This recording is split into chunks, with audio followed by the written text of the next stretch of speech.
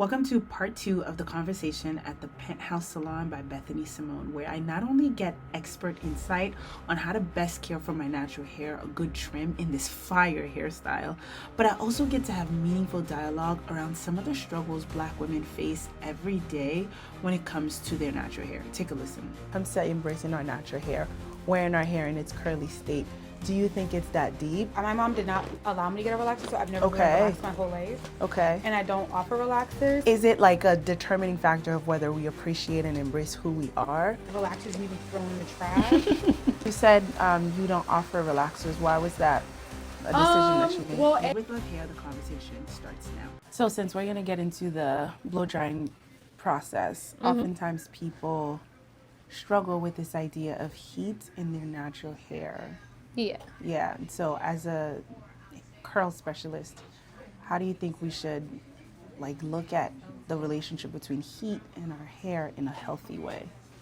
I will say think of the difference between direct heat and indirect heat. So like the steam, that's not necessarily direct heat that you're putting onto your hair. I'll say like the blow dryer is more concentrated. So it's focused on one area. So that is more so direct. Yeah.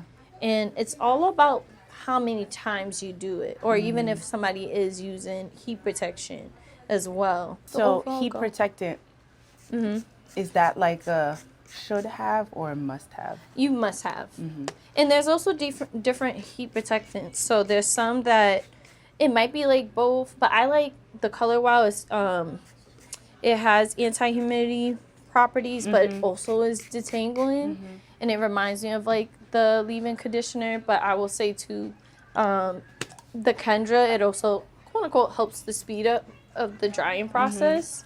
But I feel like it also has like the oil sheen properties where you need like that moisture for your hair. Or like some people seal it in with the oil. It's more like light in my opinion. Okay. But yeah, heat protectant is definitely a must to use. If you don't use it, some people don't experience heat damage over time. Over time, you may be more susceptible to it. Yeah. So you're utilizing 3 heat protectant sprays. How much is like the right amount and how much is too much? Enough to feel like your hair to feel like I can detangle a little bit through. Okay. I feel like that's good. Too much is like, I feel like it's not too much of it. Yeah. Because I mean, I love to layer heat protectant. So some people, they were like, okay, 3 is a little bit excessive. Yeah. But if all 3 different heat protectants pose different purposes, that's why I like using it. Yeah. So like the Mizani, it helps with environmental damage as well. Whereas environmental damage, what does that mean? So like, it could be like the UV rays that's like from the sun, or even like if someone's exposed to pollution to some degree that affects your hair. Okay. Yeah, that's what the bottle says it's supposed to help protect from. And so it's better that you apply the heat protectant in sections rather than all throughout your hair? You can do it all throughout the hair, but I just feel like it's better to kind of, if you have much, if you have thick hair strands or it's a little bit more dense, I feel as though it's better to kind of concentrate it in certain areas, just so that no curl or no coil can get left behind. Yeah. Do you apply heat on your hair? I do. I use the Rever to blow dry. Oh, good. It's easier. It is quick. Yeah, it's easier. It's quick. I know some people are like, oh, I hope they find the dupe or the price is insane, but I feel like it's worth the price. It's worth the price, yeah. For sure. I mean, it's crazy to store it, though. Yeah. I'm not going to lie. Like, I'm hoping at least... I didn't have the newer model, so I have the older model, so... Okay. Yeah. I think it's also great for, like, families with kids because it's less tension on the head. And kids are a little bit able to sustain better with it because it's not pulling too much. So I got it originally because of my little sister, and I was doing her hair so much, and blow drying was just always a pain. So that was a contributor to me getting it. Oh, but it's definitely, I prefer it over the regular. It takes a little bit longer, I think, than the regular, blow dryer. But I think that's fine. Yeah. I feel like, yeah, you have to go in a lot smaller sections too, depending on how well you want the blow dry. Right, and how thick your hair is. Yeah. Yeah. But I feel like just using it to kind of dry your twists too, you can pop a couple of twists, and I'm like, this is nice to add, like, if someone really wants to go in for their natural hair journey and and they don't want to do just the blow drying, because you can kind of do the same thing with tension in a blow dryer, but like, who wants to do all that too? Yeah, for sure. So can our hair thrive with heat being an essential part of it? I'll say yeah. Just because ideally you will want your hair stretched to some degree to its full capacity to make sure, because like for our hair, we don't, like, the sebum, it doesn't travel all the way down throughout the hair strands. And in order to help that, like, we either have to stretch out the hair strands, or sometimes, I think I'm speaking about atavaric methods, but like some people use like oils to kind of gradually massage it in and then pull it out. But I feel as though, when you stretch your hair, you're not prone to tangles, and then because with shrinkage, it tangles within itself, and you can probably be a little bit more susceptible towards breakage, unnecessary breakage too. So we can benefit long term for using heat. It's just how much, and then are we using protection with anything but with heat. That's good to know.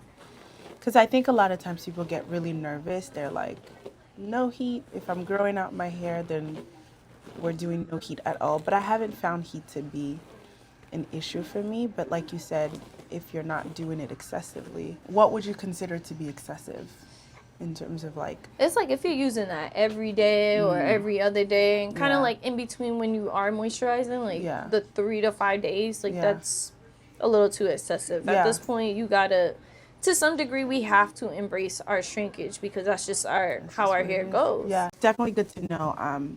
You know, that we can continue to grow our hair and use heat at the same time, and we don't have to.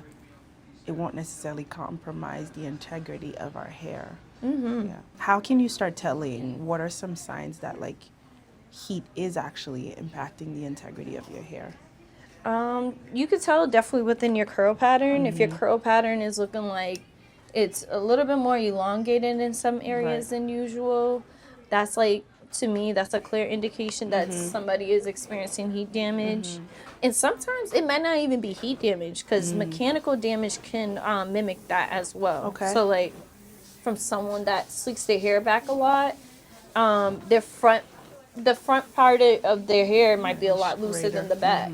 So it's just being aware of what you're doing. But no, typically with heat damage, like, clients will typically see like a difference within their hair pattern. And once you start seeing that shift in some areas, you're experiencing heat damage a little bit more in some areas than others. And when you do apply heat, do you apply it at the same, I should say maybe like the same intensity in every aspect of your hair, or are you like strategic about like maybe not put as much heat in the ends of your hair versus the root, or does it not matter? I feel like it probably, it's like, how can I explain it? Kind of like with the Revere, it's like the tension, right? Because that's all that matters, like for our hair. Like, we want to make sure we are stretching our hair strands. So of course, like, some people can be like, oh, you can use low heat, but that takes forever. So if you use high heat, you just gotta make sure you use it in a controlled space. Where you're not taking too long either. So it's kind of like finding the perfect balance. Y'all, this video is sponsored by Heritage. Heritage is a company that creates resources for children that helps them with learning their letters, and it helps them see their natural hair reflected. How beautiful is that? And since you're on this page, I know that natural hair care is something that's important to you. So go over to their website at www.heritage.com for We were talking more. a little bit about the importance of like embracing your natural hair, and I was telling Nola how I'm a little bit of a, maybe like, I think the relaxer business should go they should definitely go out of business. But I'm a little bit like extreme in my perspective when it comes to embracing our natural hair. So I would love to hear your input. What do you think when it comes to embracing our natural hair, wearing our hair in its curly state? Do you think it's that deep, or do you like, when I say that deep, like does it actually is it like a determining factor of whether we appreciate and embrace who we are, or do you think it's like not that deep, that like it's just hair? I think it depends on the person and the motivation. Okay. I grew up, my mom did not allow me to get a relaxer, so I've never been relaxed my whole life. Okay. And I don't offer relaxers, but I don't think that getting a relaxer is a form of like self-hatred. I feel like it's more so like, for example, right now my mom, she's trying to go natural, and it's like very much a journey, like watching her try to be natural. And honestly, for someone like her, I think being relaxed, like she does not want to touch her hair at all. Yeah. And I think there's a lot of people in this world that do not want to touch their hair at all. Yeah. Where like it's like if you do braids all the time, it's obviously way too much tension. But then if you wear your hair and every morning you're struggling and like disappointed in yourself, and it's like more of like it's gonna make you not feel great about yourself and how you present in the world, then I feel like there needs to be like some type of happy medium. So you can put it up I don't there, think that I you can put it up there. I'm not gonna use it. I have like as extreme views of like relaxers need to be thrown in the trash. But I definitely am a pro natural, but I'm also pro being realistic with what makes sense for you. And I don't think that everybody's journey is the same. For sure. You said you don't offer relaxers. Why was that a decision that you made? Well, I went to school like in Boston during COVID. Yeah. So I feel like the school didn't really set me up to even feel comfortable wanting to offer relaxers. Okay. And then I feel like I was just scared to even put that chemical in people's hair. Like more so like not like scared like because I'm scared of relax. I'm like, I was like, I don't know anybody ever being like, Bethany, my hair fall out. I don't know if you watch like even I don't know if they're watching Martin, but the other day there was like a Martin sitcom, and they was in the hair salon, and they didn't put the neutralizer on the relaxer, and she was bald, and they was like making a thing about it. And I was like, I don't want to be on the news. I was like, I'm uncomfortable. So for me, it was never something that I wanted to do. And again, like, I don't do relaxers. I also don't do curl cuts. So it's like I'm not someone who wants to do everything. But yeah, hopefully that makes sense. No, for sure. I was like, when's the last time you got a trim? It's been a while. I was telling Nola, it's been like a year. Okay. Yeah, it's been a while. Do you ever go to the salon, or do you always take care of your own hair at home? So when I do trims, I go to the salon. Okay. Like I used to try to do it myself, but then I was like, girl, you don't know what you're doing. Stop it. You also like, I wouldn't even do a trim on myself. Yeah. If you don't really have like I don't have the nerve. To see your head, the back of your head like that. Yeah. While Nola and Bethany are blow drying my hair, I want to take a moment to share a quick community update. In my last video, I shared that about 10% of the people watching were subscribed, and I set a goal of reaching 15% by this video. I'm happy to say we've made progress. Today, 12.4% of the viewers are subscribed. To everyone who recently joined our community, welcome and thank you for being here. We are getting closer to the goal, but we have not reached it yet. We only need about 5 more people to subscribe so we can reach that 15% milestone. So, if you've been finding these conversations informative and you would like to support more educational content like this, I would love it if you could just hit the subscribe button. And once you're subscribed, send a message down below saying I'm subscribed, and I will personally thank you and give you a special shout out on our next video. Thank you for helping us grow this community. Now let's get back to the conversation. That looks so good, but like you said, the ends definitely need some love. Oh my gosh, so yeah. It's like, oh my gosh. Oh, that looks so good. But you can kind of see like what needs to go, right? Yeah, or even how it sure. feels. Yeah, I can feel it. I can definitely feel it.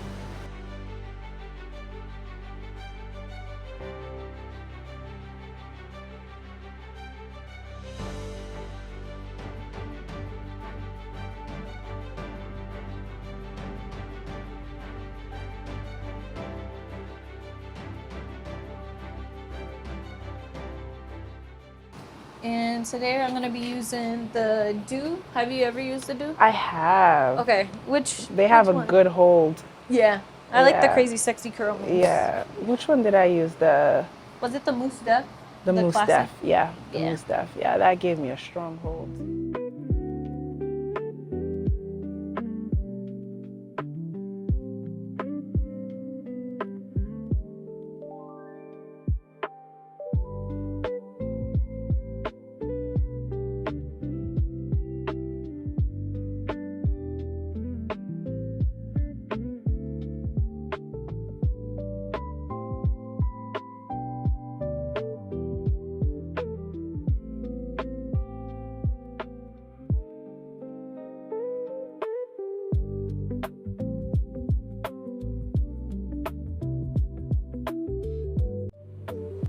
So the back is not dry.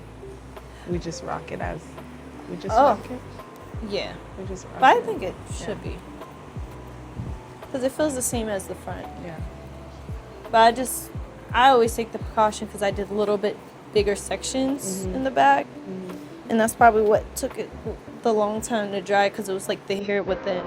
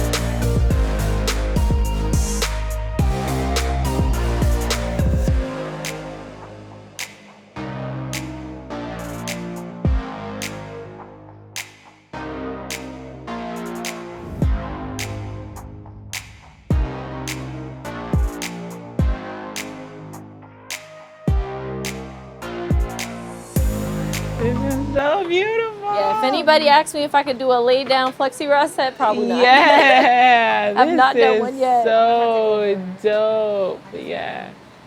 You love volume too? I love volume. I want it This big. might be going to my own. Yeah. Oh, this is so nice. But yeah, it looks so good. Oh, this is so good. So let's talk a little bit about maintenance Okay.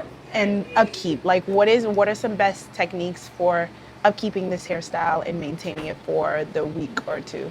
I will say make sure you invest in a satin scrunchie, bed sheets, or even like the scarf. I mean, Yeah. not the scarf, the pillowcase. That's Okay. important if Yeah. you feel like, okay, because I have those, those clients, bonnet? sometimes they be like, no, they don't sleep with a bonnet. Yeah, And then okay. their hair's still intact, Okay. which I'm like, no, I sleep with a bonnet. that's on. fine. Yeah. Yeah. I will say too, like sometimes the bonnet can compresses. So Okay. if you do put your hair in puffs, like multiple sections, Yeah, just yeah. be mindful of how high and how much elastic you're going around. So just try to loop it once if you really don't want the roots stretched out, because then Yeah. it'll make it appear much more flatter. I see. Just kind of loosen, and even if you put the bonnet in, all you have to do after when you take it out to kind of refresh Shake it.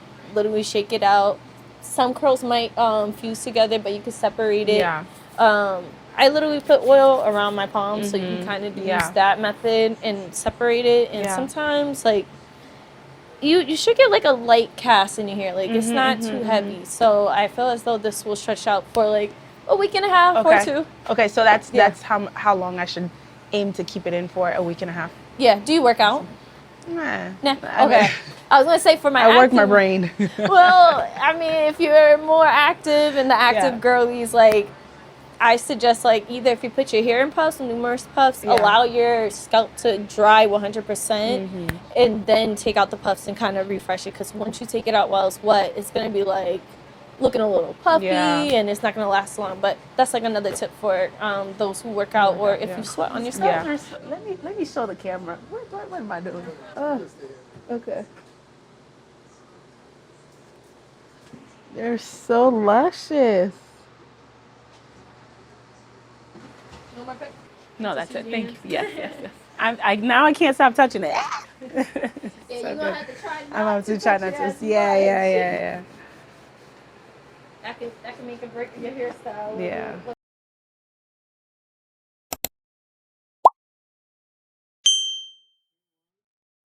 You guys see this hair. I see it. It looks amazing. I'm sure you see it too, girl. They did their thing. Thank you guys so much. I really had a great time. But before we head out, I want to ask you a question. Yes. Give Black women their flowers. It's something that's so dear to you, and that's the model of your business. So tell me more.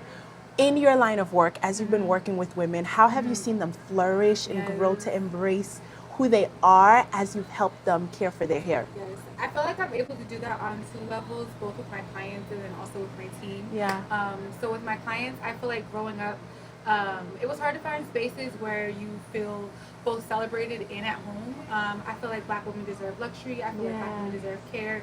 Black women deserve healthy hair. And I felt like that was kind of like the motto, the reason why I opened the Penthouse Salon.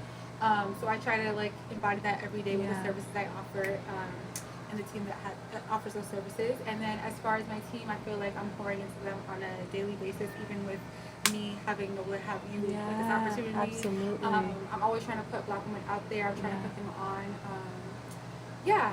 I want all Black women to feel confident, to grow, and to embrace and love who they are. So I mean, as someone who's been in your space, I can absolutely say you are doing all of that and more. When I came in, what did I say? I was like, this feels like home. Yes. Exactly. So you literally have been able to make that a reality. Thank you. And I really appreciate the support in the community that is in this space. Like it wasn't just Nola, it was you coming in when you had the opportunity to. So I can definitely see that you pour into your staff as well. Thank you. And Nola, you did a phenomenal job with the Thank hair. you. It looks so beautiful. And as a curly hair specialist, I want to ask you, why is education and representation in natural hair something that's so important to you?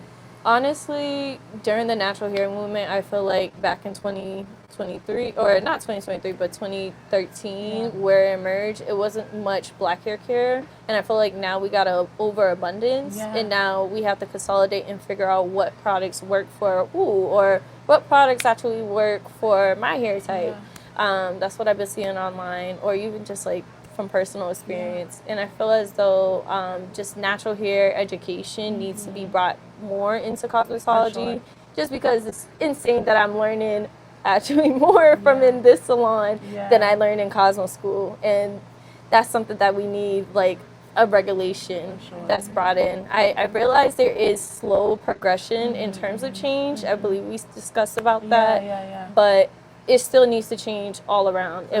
For sure for Massachusetts, I mean, it's generally a white state, so like that also needs to change in terms of seeing more representation for Black women to be in those spaces for those education, but we shouldn't have to be the only ones to really teach it, you know? It should be something that should already be implemented. In the curriculum for sure. Well, you two ladies are doing the work. You guys are partnering with women and being a contributor, a positive contributor, might I say, to women as they are embracing their natural hair. So thank you. I mean, I want to give you guys your flowers. You guys are doing the very things, and I truly appreciate it. Thank you. All of the information for this salon will be in the description box. If you are in the Boston area, I highly recommend that you check out the Penthouse Salon because they will get you all the way together, okay? Thank you. Thank you ladies so much. That this was honestly one of my favorite visits. Honestly. Hey, you said you wanted volume. I got you the volume. Listen.